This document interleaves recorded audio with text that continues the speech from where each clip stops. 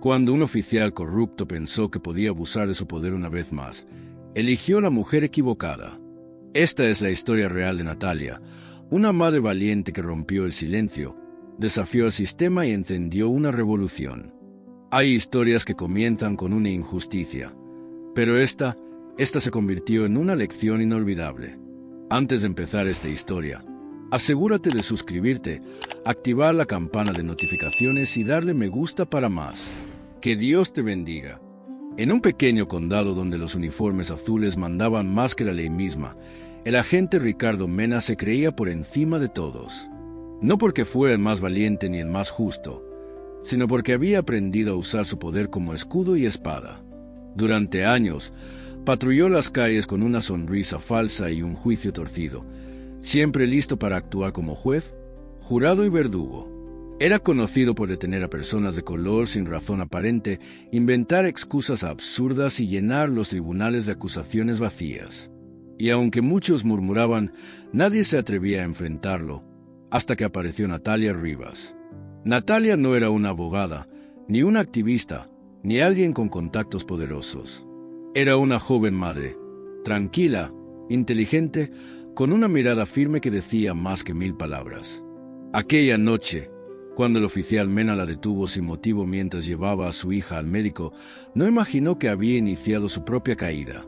¿Sabe por qué la detuve?, preguntó con su clásico tono de superioridad. No, pero estoy seguro de que usted va a inventar algo, respondió ella sin alzar la voz.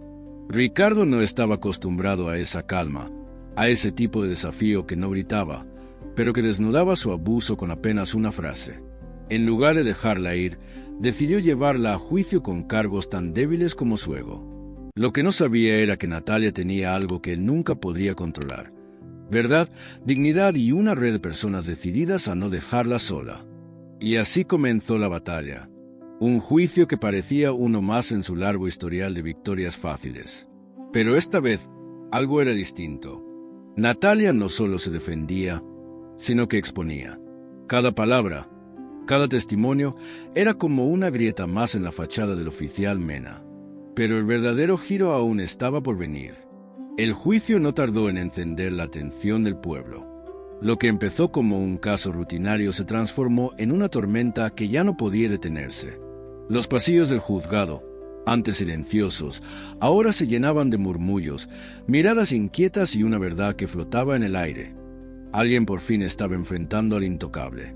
Natalia, sin necesidad de abogados caros, construyó su defensa como una arquitecta de la justicia.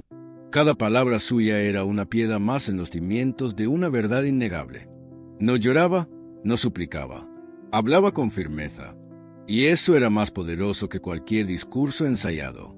Cuando llegó su turno de declarar, el silencio en la sala era tan denso que podía sentirse en el pecho.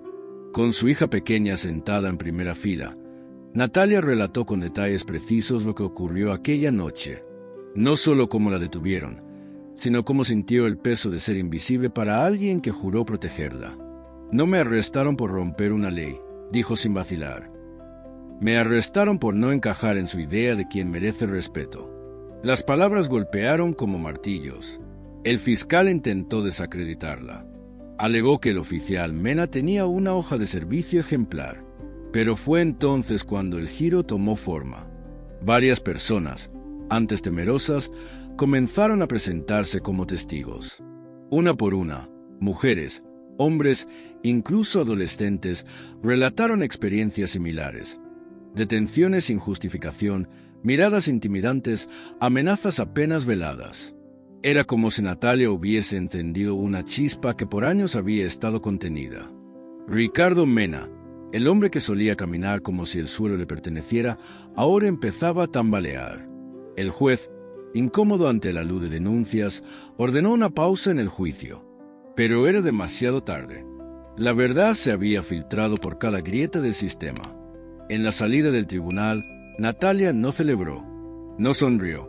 Solo abrazó a su hija, sabiendo que la batalla aún no había terminado, pero que el miedo ya no era parte de ella. Lo que ocurrió al día siguiente fue lo que selló el destino del agente Mena. A la mañana siguiente, las noticias explotaron. Lo que había comenzado como un caso local se volvió viral. Medios nacionales, influencers y activistas comenzaron a hablar del juicio de Natalia. No porque ella lo buscara, sino porque su valentía había tocado una fibra colectiva. Nadie podía ignorar ya el patrón de abuso. Y sobre todo, nadie podía seguir creyendo en la máscara de Ricardo Mena. Mientras él llegaba al tribunal escoltado por sus compañeros, ya no parecía el mismo. Su uniforme, impecable como siempre, ya no imponía respeto, sino sospecha. Su mirada nerviosa evitaba el contacto visual. Sabía lo que venía. Una investigación interna se había iniciado en paralelo. Archivos que durante años estuvieron cerrados comenzaron a abrirse. Vídeos de cámaras corporales salieron a la luz, y en ellos se veía con claridad la violencia selectiva, las actitudes racistas, las amenazas no provocadas. Ricardo Mena no era un protector, era un depredador con placa. El jurado regresó tras deliberar. La tensión en la sala era casi insoportable. Declaramos al acusado culpable de conducta indebida, abuso de autoridad y detención ilegal, dijo la portavoz. El silencio fue sustituido por un suspiro colectivo. Natalia cerró los ojos, no por alivio, sino por respeto a todo lo que esa palabra culpable cargaba. Era justicia, pero también era apenas el comienzo de lo que debía cambiar. Pero lo que nadie esperaba era que al día siguiente el mismo departamento de policía emitiera un comunicado oficial. No solo suspendían a Ricardo Mena de inmediato, sino que abrían una investigación a toda la unidad en la que trabajaba. Lo que Natalia había logrado no solo había derribado a un hombre, sino que estaba haciendo temblar un sistema entero. Y cuando los periodistas le preguntaron si planeaba demandar o buscar compensación, su respuesta fue tan inesperada como poderosa. Yo no vine por dinero, vine por la verdad, y ahora no me pienso ir.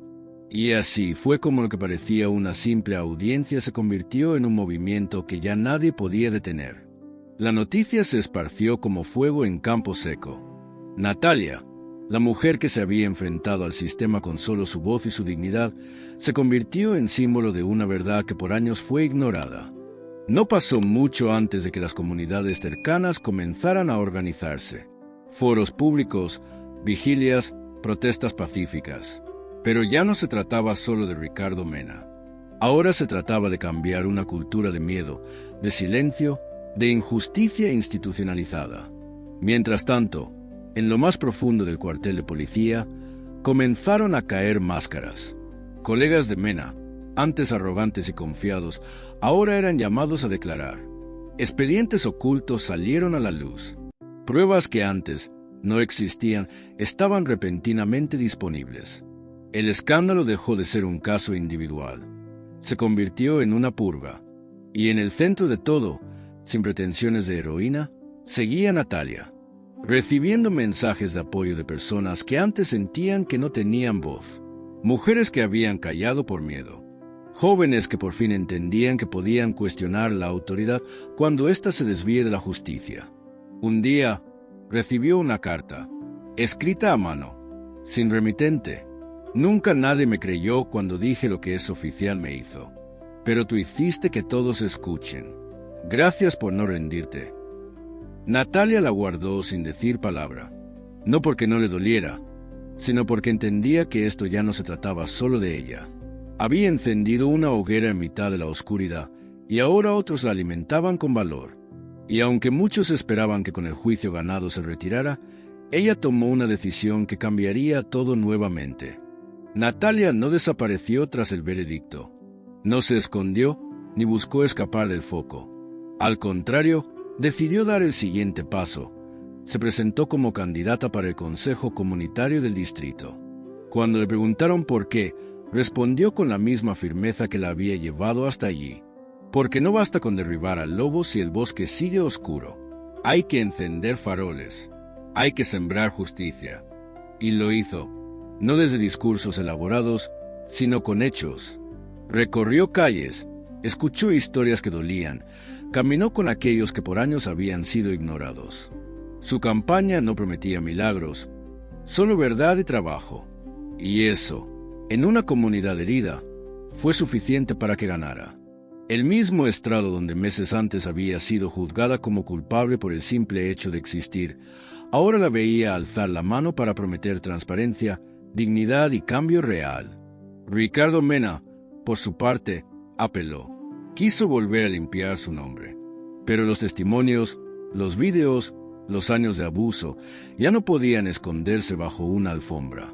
Su nombre quedó manchado para siempre, y su placa guardada como símbolo de un poder mal usado.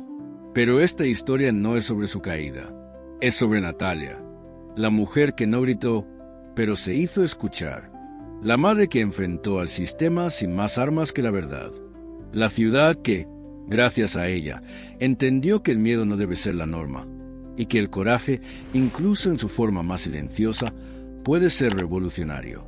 Porque a veces lo que se necesita para cambiar el mundo es que alguien se atreva a decir, basta. Y Natalia lo dijo, por ella, por su hija y por todos los que vienen detrás.